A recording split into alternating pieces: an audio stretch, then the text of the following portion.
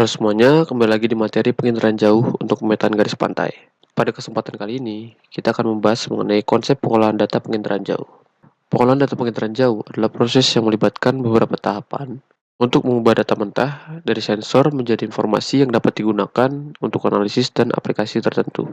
Tahapannya terdiri dari pengumpulan data, pra-pemrosesan citra, klasifikasi citra, analisis, validasi, dan visualisasi citra. Yang pertama adalah pengumpulan data. Pengumpulan data ini dapat dilakukan dengan mengakses portal ataupun platform yang menyediakan citra satelit seperti USGS Earth Explorer. Ini menyediakan data satelit Landsat, Sentinel, MODIS, dan lain-lain. Kemudian Copernicus Open Access Hub menyediakan citra Sentinel dari program Copernicus. Kemudian NASA Worldview ini menyediakan akses visualisasi dan pengunduhan data dari berbagai misi satelit NASA.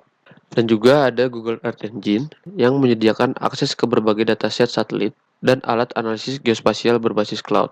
Yang kedua, pra-pemrosesan citra, di mana tahap ini adalah untuk mengoreksi berbagai distorsi dan kesalahan yang mungkin terjadi selama akuisisi data, serta untuk meningkatkan kualitas citra agar informasi yang terkandung di dalamnya bisa diekstraksi dengan lebih akurat. Pada pra-pemrosesan citra ini terdapat dua tahap, yaitu koreksi geometrik dan juga radiometrik. Koreksi geometrik menghilangkan distorsi geometrik dalam citra sehingga citra sesuai dengan koordinat geografis sebenarnya dan memungkinkan overlay yang akurat dengan peta atau citra lain. Metodenya bisa menggunakan GCP, lalu dibuat persamaan yang akan mentransformasikan posisi-posisi pixel pada data asli kepada koordinat pasangannya yang telah mempunyai proyeksi standar seperti UTM. Dan koreksi ini diharapkan dapat memiliki nilai RMS error kurang dari 1 pixel yang menandakan bahwa data citra tersebut sudah akurat. Yang kedua ada koreksi radiometrik, di mana ini mengoreksi variasi dalam nilai pixel yang disebabkan oleh pengaruh atmosfer. Sehingga nanti nilai pantulannya atau emisi yang direkam mencerminkan kondisi sebenarnya di permukaan bumi. Tidak ada gangguan atmosfer lagi. Metode yang dapat digunakan bisa menggunakan DOS, di mana dapat memperjelas tampilan objek untuk proses interpretasi selanjutnya dengan mengoreksi nilai minimum pixel pada citra. Nilai minimum pada pixel citra harus bernilai 0 dan menganggap nilai minimum selain 0 sebagai gangguan dari atmosfer. Nah, tahap berikutnya nanti bisa dilakukan cropping atau pemotongan citra untuk memilih lokasi penelitian spesifik pada citra yang digunakan. Selanjutnya, setelah sudah melalui koreksi dan juga clipping, pada data penginderaan jauh bisa juga dilakukan klasifikasi citra. Nah, klasifikasi ini adalah teknik untuk mengkategorikan suatu pixel, objek, atau potongan gambar ke dalam kelas tertentu. Kegunaannya dapat memetakan perubahan tutupan ataupun penggunaan lahan. Terdapat dua klasifikasi citra, yaitu klasifikasi berbasis pixel dan juga objek.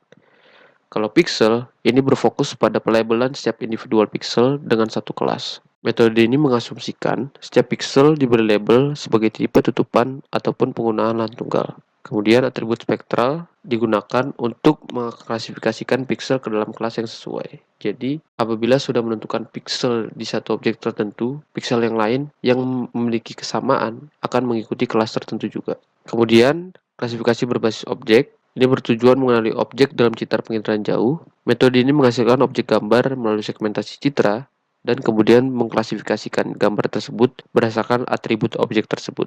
Dengan teknik segmentasi citra, objek gambar dibangkitkan dengan data kontekstual, spasial, spektral, dan tekstur, di mana objek tersebut diklasifikasikan lebih lanjut menggunakan spektral dan kriteria lain yang relevan. Nah, selanjutnya ada metode klasifikasi citra. Ini juga ada dua, yaitu klasifikasi terbimbing dan juga tak terbimbing. Untuk supervised classification atau klasifikasi terbimbing, ini adalah proses pengumpulan pixel pada citra menjadi beberapa kelas berdasarkan training area atau ROI yang selanjutnya diproses oleh software sebagai data untuk klasifikasi. Contoh algoritmanya maksimum likelihood dan minimum distance. Kemudian klasifikasi tak terbimbing atau unsupervised classification, proses pengelompokan nilai pixel yang dilakukan secara otomatis tanpa menggunakan data contoh atau training area, di mana perangkat ini mengelompokkan pixel-pixel yang sama ke dalam jumlah kelas yang ditentukan.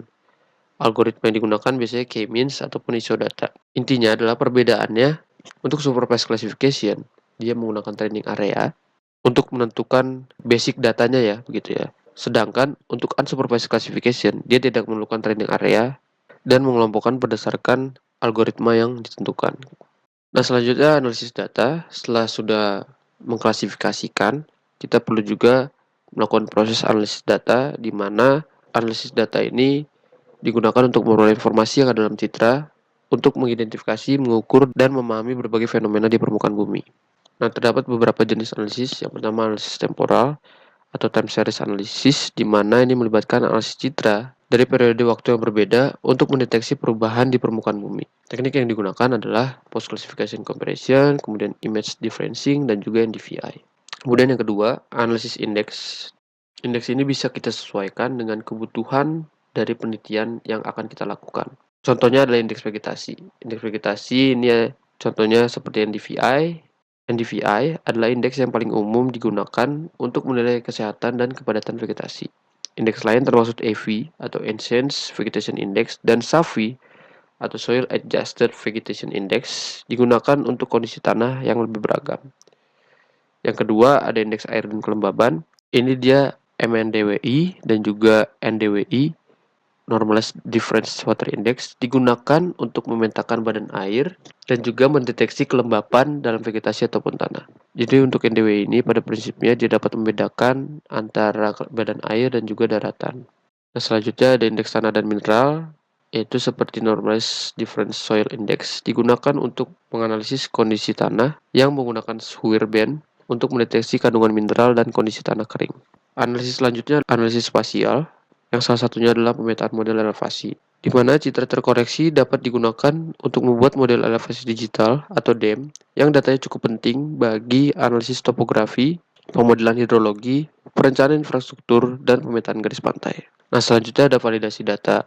Validasi data ini adalah proses untuk mengevaluasi sejauh mana hasil interpretasi atau klasifikasi citra satelit sesuai dengan kondisi sebenarnya di lapangan atau ground truth.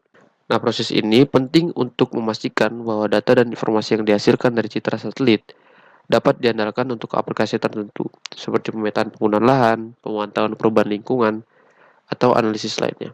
Di mana dapat menggunakan salah satunya conversion matrix, yaitu tabel yang menggambarkan jumlah pixel atau titik sampel yang diklasifikasikan dengan benar atau salah.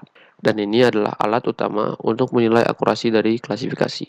Nah, elemen-elemen dari dalam matriks tersebut bisa dilihat ini ada true positif, true negatif, false positif, dan false negatif. Nah, kemudian juga terdapat jenis akurasi yang dihasilkan dari conversion matrix ini, seperti overall akurasi yang mengukur presentasi total dari seluruh pixel yang diklasifikasikan dengan benar. Kemudian producer akurasi mengukur seberapa baik suatu kelas sebenarnya diwakili oleh hasil klasifikasi. Dan user akurasi mengukur keandalan bahwa pixel yang diklasifikasikan ke kelas tertentu benar-benar termaksud dalam kelas tersebut. Dan juga kappa koefisien, yaitu mengukur akurasi klasifikasi dengan memperhitungkan kemungkinan kesalahan yang terjadi secara kebetulan.